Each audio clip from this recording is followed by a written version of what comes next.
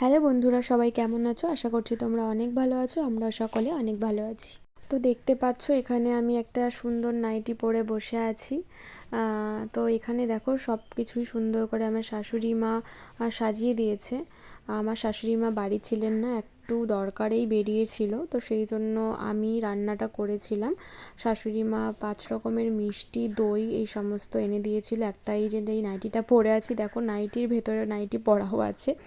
এই নাইটিটা শাশুড়ি মা দিয়েছে আমাকে জন্মদিনে।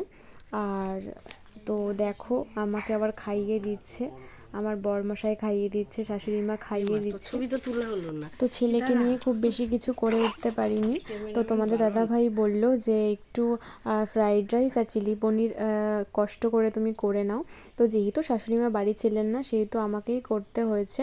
তো দেখো এখানে ফ্রাইড রাইস করেছি, চিলি পনির করেছি, আর একটু পায়েস করে নিয়েছিলাম। আর শাশুড়ি মা 5 রকমের মিষ্টি আর দই নিয়ে এসেছিল।